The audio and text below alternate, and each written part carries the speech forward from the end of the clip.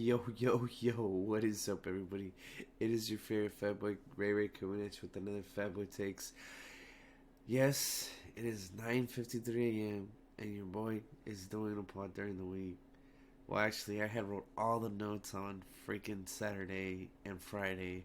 I was gonna do it then, but I was hella tired from work. All this working, have your boy tired as fuck. But yeah, on today's part, we're gonna talk about the trade deadline.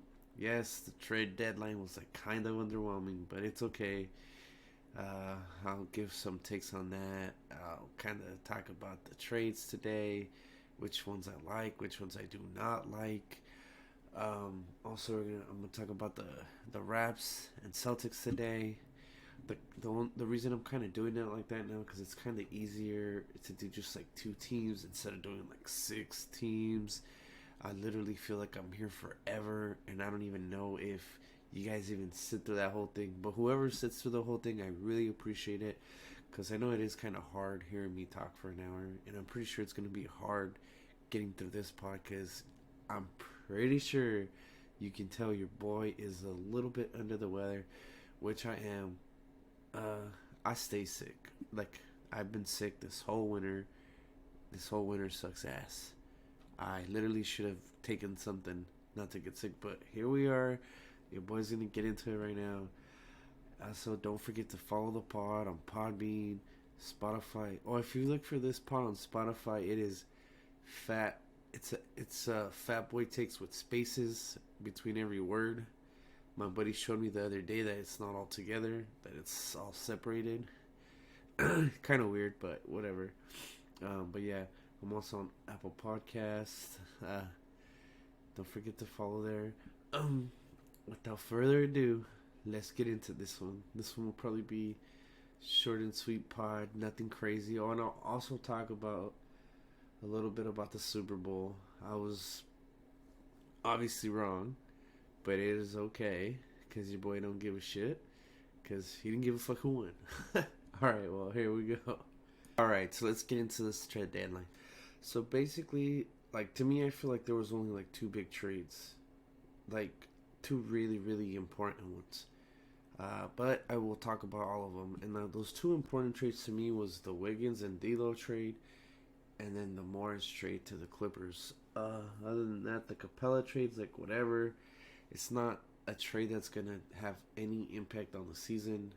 Like right now, kind of same with the D'Lo one, but that one doesn't really matter because that one time will tell. But basically, I'm gonna talk about the D'Lo trade first. The D'Lo for Wiggins, the swap.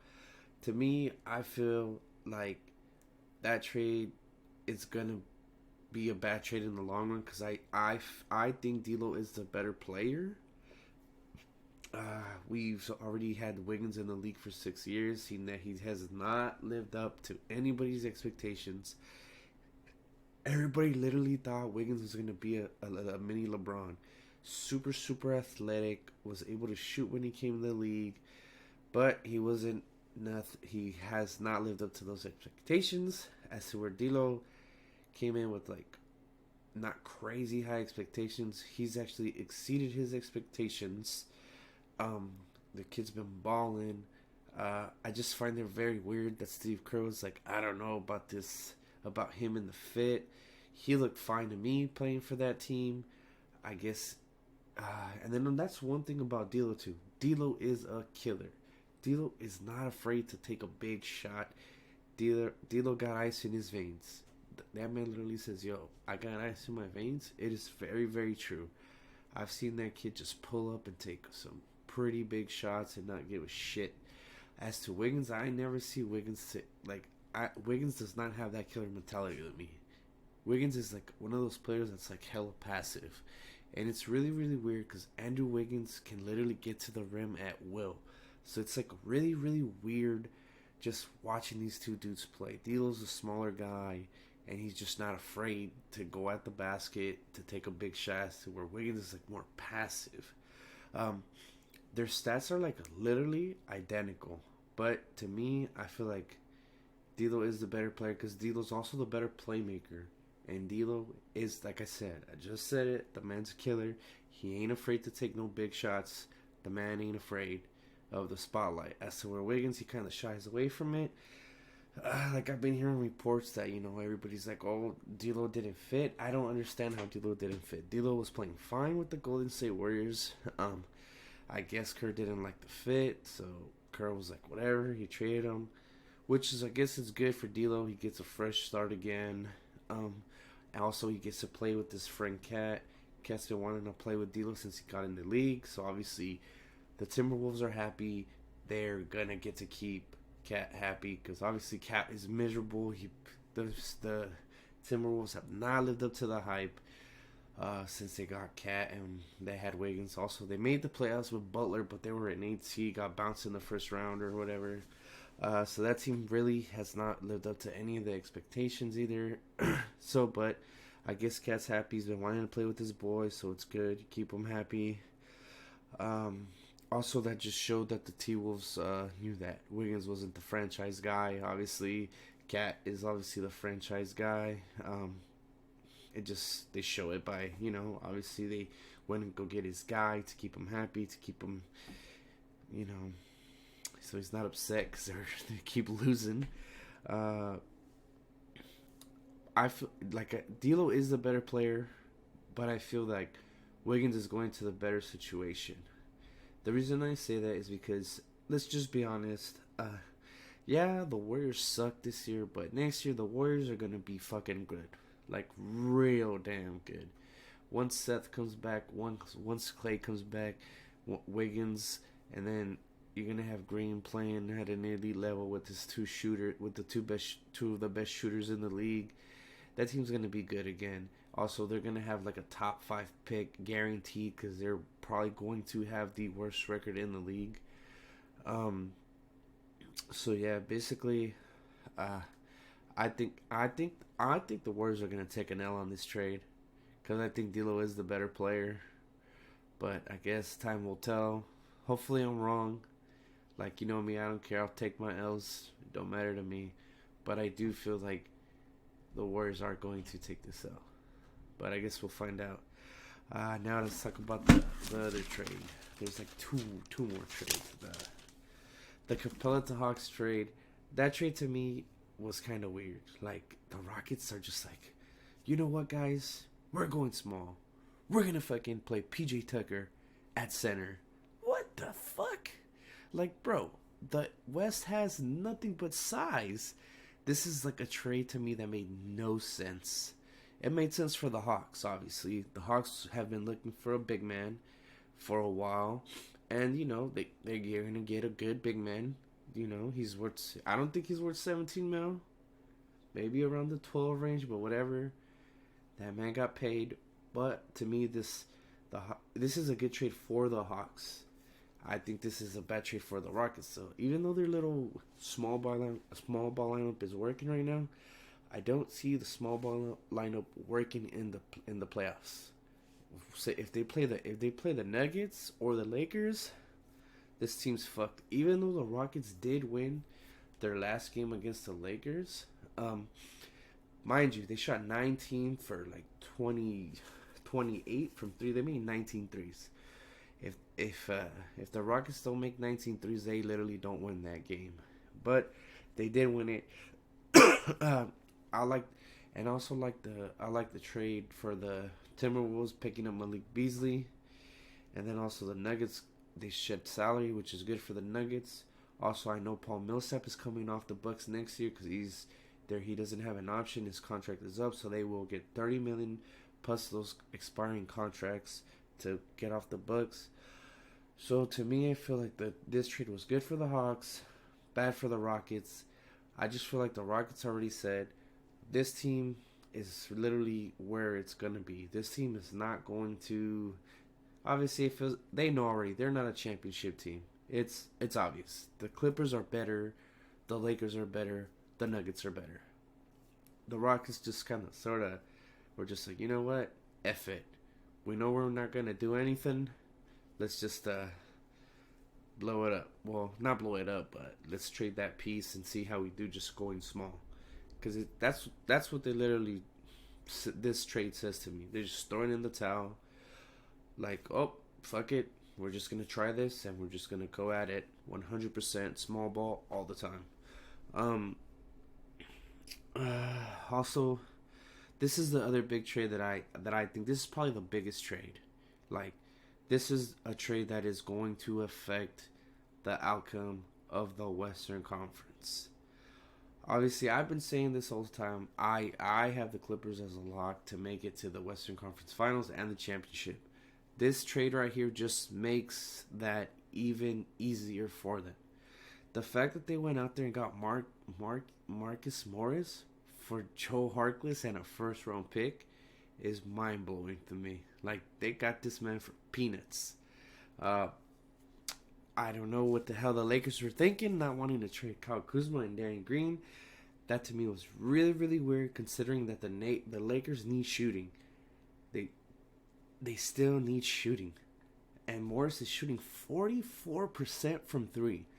And I've been hearing a lot of people say, oh, and also he's averaging 19 points. I've been hearing a lot of people say, like, oh, it's easy to average 19 points playing for the Knicks. The Knicks are hella trash. And it's like, but he's shooting 44% from three. And another thing that Morris brings to the team, he brings toughness. This is a tough dude. This guy always leaves everything out on the floor. That is something I will say about Marcus Morris watching him play for the Celtics. This dude plays hard as shit. He gets in your face. He doesn't give a fuck. Like, he'll go at you. He does not care who the hell you are. Like, this dude is fucking a tough motherfucker. And that's something the Clippers, like, obviously the Clippers are tough already, but with this dude they get even meaner. I think that's something the Lakers needed. So I don't really understand why the Lakers are just so passive. Like, I don't get why Rob Pelinka did not want to give up Kuzma and Green. Green has been absolutely terrible the past 10 games, past like 20 games. And it's like, why didn't you just trade him? Who cares? And Kuzma's been awful against every single contender. Kuzma has been terrible. I have not seen Kuzma have a good game against a contender. I think he only had like one good game against a contender, and it was the Rockets. Other than that, he has been terrible. Morris, you already know what you're going to get from Morris. Even though last year he was averaging 15 off the bench, you were going to get production from this guy no matter what. This dude gets buckets, and he's a great defender. That's something the Lakers also needed. They needed a dude that can defend wings, which Morris can defend wings, and they didn't pull the trigger. So to me, this is the trade. The Clippers won the trade deadline. That's how I feel, because this is literally a trade that is going to affect the outcome of the Western Conference Finals. I think it just puts the Clippers even more above the Lakers. That's just how I feel. It's like no hate towards the Lakers. I just feel that this trade right here was the best one out of all the trades, because this one is the one that is going to affect the Western Conference the most when it comes to getting to the finals. So, and winning a championship. So, big ups to the Clippers. I feel like they won the trade deadline with this trade. Also, the Iggy trade, I'm going to talk a bit about that right now. That trade, to me, even though they just got him for a first rounder, the fact that he's going to get paid $30 million for 2 years, I guess, well, $15 million for 1 year, and then it's an option the next year. I don't know. I liked where the Heat were at without him. I don't really feel like he is going to elevate this team above what they are. Like, I don't see him putting them over. They're literally paying him $15 million to come off the bench and average 6 points. Everybody literally keeps saying, like, oh no, the defense. I'm going to be 110% honest with you guys. I don't think Iggy can stop any of the wings of the Boston Celtics. Jason Tatum, Jaylen Brown, Gordon Hayward, those guys have just been playing so damn good. I just don't see Iggy. It's like Iggy can match up with one, but all three, good luck. Also, I think he's kind of old. He didn't look so high in his debut, but mind you, he hasn't played a game since the finals of last year, so who knows? I guess we'll find out after the All-Star break what he's made of. We're gonna see if he was in the lab like he said. But that's a trade I don't know. This is probably like the weirdest one out of all of them, because this is the one that you actually have to wait and see like if it's gonna pan out or not, because just for the simple fact that he hasn't played in so long, so you don't know what he's gonna give you. But I don't think, but for 15 mil, this man finessed the Heat. Finessed. Straight up, dude. Yeah, that's pretty much it for the trades. Like I said, I think the Clippers won the trade deadline with that trade. I think the Hawks made a good trade for Capella. And I guess, I don't know, I think that Rockets trade is a terrible trade. It's literally not going to do nothing for them. But whatever. We'll see. That's pretty much it for the trades. Let's get into that. First, I'm going to talk about the C's, and then we will talk about the Raps. And then that'll be it. Alright, let's talk about the C's, boys. So basically, the C's right now are sitting in third place in the Eastern Conference. They're proving all the haters wrong. So many of the haters are saying that these dudes are going to be a 6th seed. They're sitting up there in the 3rd seed, 2 games behind the Raptors. The Boston Celtics right now are balling. I'm just going to say that right now. It is safe to say the Boston Celtics have a big 4 right now. How everybody's playing. Gordon's playing out of his mind. JB's playing out of his mind. Jason Tatum is playing out of his mind. The proof is in the pudding. Jason Tatum just got Eastern Conference Player of the Week. Jaylen Brown got Eastern Conference Player of the Week last week. So that's 2 C's players back-to-back getting the ECF Player of the Week. So big ups to them. They got the 3rd best defense in the league right now. They got a top 5 net rating, top 5 offense. This team's rolling right now. I'm just going to be honest. That Jaylen Brown contract is looking better and better every day. The kid has upped his game so much. It's insane. So it's like, I don't want to hear anybody ever say that Jaylen Brown contract was a terrible contract. And also, that thing hasn't even kicked in yet. It kicks in next season.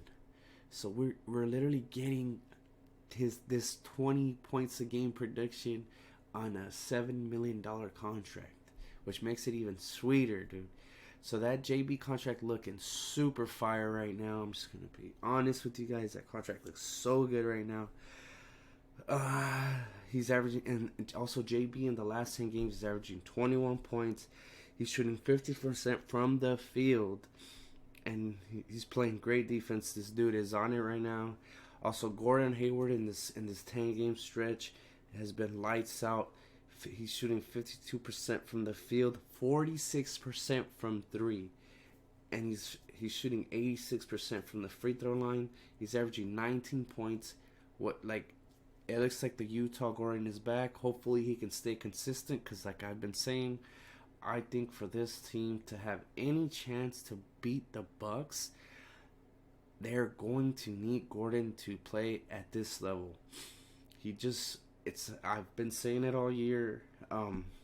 When he's attacking, he creates so much he makes the offense so much easier for everybody, for Kemba, for Jalen, for Jason.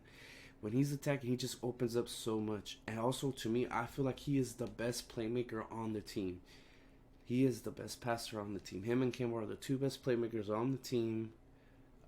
So when he's going, he collapses defenses. He's very, very good at hitting the open man for the J. So when he's playing at a high level, he makes his team very, very hard to beat, because he makes everybody else so much harder to guard when he's playing well. Also, Kemba JT right now is freaking on fire. This boy is scorching hot right now. He's averaging 26 points. He's shooting 48% from the field. He's shooting 49% from 3. Jesus Christ, JT. Get him. And then also, like I said, he just got Eastern Conference Player of the Week. So he's coming off a very, very, very big week. The kid's been playing great. Mind you, the Celtics have a really, really big game coming up today. They play the Rockets. That should be a good game. If you're a Celtics fans, you got to be concerned about this one. James Harden always goes off against the C's, but we'll see. The C's have been playing very, very well. Also, that boy Kemba has been balling as well. He's finally back from injuries. It looks like he's getting getting a little bit of the rust off. So he's shooting 38% from the field, 40 from three, 86% from the line. He's averaging 5 assists. He's averaging 21 points. So obviously, there you have it. There's a reason this team is doing so well. They literally have 4 players averaging 20 points per game. Team's just playing great right now. Also, they have the second best net rating in the league, 5th best offense, 3rd best defense. So this team is gonna be pretty damn hard to beat in the playoffs. I don't think anybody wants to see this team in the playoffs. Also, I gotta give it up to Daniel Theis. Daniel Theis has been incredible. He has been balling. His defense has stepped up so much. Like I'm impressed. His defense has grown so much this year. It's nice to watch because I've been watching that guy since he got drafted by the C's. Well, since they signed him, he didn't get drafted. And it's nice to watch that his hard work is paying off. I guess we'll see what these dudes do in the playoffs because this team is a bona fide top 3 seed. Obviously, the Bucks have the 1 seed locked up, so the Celtics are fighting the Raps for that 2nd seed. And on that note, let's start talking about the Raps. The Raps are currently on a 15-game win streak. This team is literally fucking killing right now. They have the 4th best net rating. They have the 2nd best defense in the league. Pascal is really, really showing that he's the man, that he deserved that max. The kid is playing fucking great. The kid was injured. He's back. Ever since he came back, he's just been balling. And also, another thing, that's something about the Raps. They've been dealing with injuries and during this whole 15-game win streak, and their role players have stepped up big time. The role players, that's something that I've noticed about the Raptors role players. They always step up when their players are injured. They always do what they gotta do to take care of business to get that W. So big ups to all their role players. So let's talk about Spicy P. So basically, Spicy P right now is literally he's averaging 22 points a game, 8 rebounds. He's shooting 44% from the field. He's shooting a little bit. He's a little underwhelming from the 3-point line, which makes it even more impressive because he's not shooting the 3-ball well, and he's still getting his buckets. He's still getting his numbers. Obviously, the whole team is playing great team defense. If the team has the 2nd best defense in the league, I'm gonna just be honest. Another big reason for the success of this team is Fred VanVleet, Mini Drake. I think this dude needs to be put in the running for most improved player because this dude has just been out of control. She's shooting great from 3, 43% from 3. He's averaging 7 assists, 16 points. This dude right here literally went from being a role player off the bench to being like a very, very, very serviceable starter. He's all of his totals are up. So big ups to VanVleet though for having a big season. The dude stepped up big time when they need him.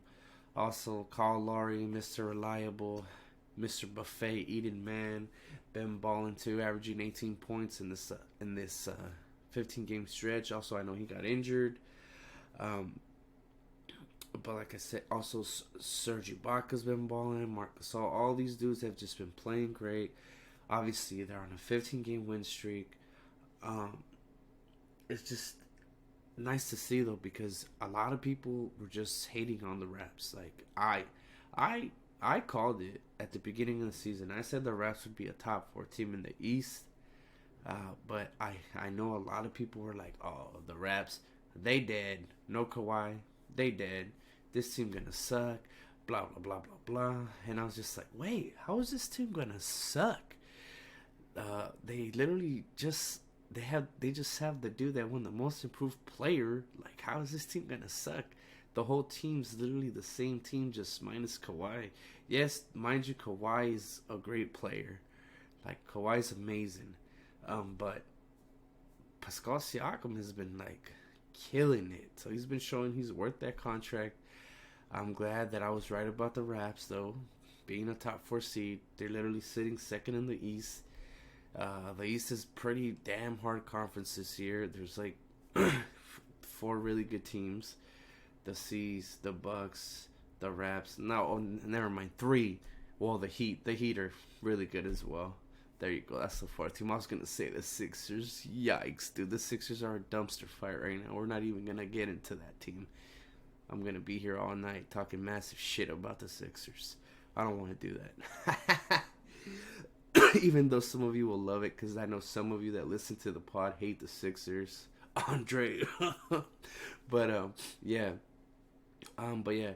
What else can I say about the Raps, man? 4th best net rating in the league. 2nd best defense in the league. Top 5 offense. Dudes are just killing it, man. That's pretty much it about the Raps. I'm glad that those dudes are playing great, by the way. Like, no hate. Like, a lot of people kept doubting this team, saying this team was gonna suck. So I'm glad they're proving all the fucking haters wrong. They're showing all the haters the fuck up, and they're just getting buckets and getting W's. Hopefully my C's do see them in the second round, because I know that series will not disappoint. That series will literally be fucking amazing. So I hope they do play in the second round. I think the series will be fire, dude. It'll be a 7-game series up to whoever wins, whoever has home court takes the dub. But yeah, enough on the Raps. Let's talk about the Super Bowl. Alright, so basically, that Super Bowl was pretty weird. I picked the Niners to win. I'm gonna be honest, I thought the Niners had it in the bag. Like, I didn't watch the Super Bowl, mind you. I was sleeping all day because I work nights. So, like, I woke up, and it's like the 3rd quarter, and I see the Niners are up like 20-10 after the 3rd. And I'm like, 20-10? This defense isn't going to give up a fucking another touchdown and a field goal. This game's over. Dude, no fucking joke. I go in the shower. Like, right before I go in the shower, they score a touchdown. So it's what, 20... No, it wasn't even 2010. It was like 23. It was like something like that. I go in the shower, and then it come out, it's like 2017. And then I'm like, I think the Niners are going to get another score. I'm like, okay, well, I come back, and then I leave to work. It's still 2010. By the time I get to work, it's 24-20. I'm just like, what the fuck just happened? I literally did not see the Niners giving up those 3 touchdowns. I did not see that coming. I don't think anybody saw that coming. Like, it's like I said, it's hard to bet against Mahomes, but against the best defense in the league, I did not see that coming. So big ups to Mahomes for finding a crack in their defense, because, dude, that kid was clutch. Also, so big ups to the Chiefs for winning a Super Bowl. I know they hadn't won a Super Bowl in like 50 years or something like that. So big ups to the KC fans. I'm glad you guys won a Super Bowl. And yeah, the Niners shook. I understand why they just didn't pound the ball. That's all they had to do. They were winning by a touchdown and a fucking field goal. They just kept pounding the ball. Oh, and also that's something I had said. I had told some of my buddies, I was like, I feel like Garoppolo's going to choke. Garoppolo has not. They've been hiding him the whole time. They have not used the man at all during the whole playoffs. No games were on his shoulders. It was all about the run game. The run game literally carried him to the damn finals. The run game and the defense carried him to the Super Bowl. When they needed Garoppolo to make plays, he could not make the plays. Let's just be honest. He couldn't get first downs. He couldn't make the plays. He got picked. Garoppolo choked. Safe to say. And the Niners. The Niners should be the Super Bowl champs. All they had to do was run the ball the whole time, but they went away from the run, so they fucking shit the bed there. Basically, that's the take on the Super Bowl. Since I didn't really give a shit, because my team wasn't playing in it. But I hope you guys enjoyed it.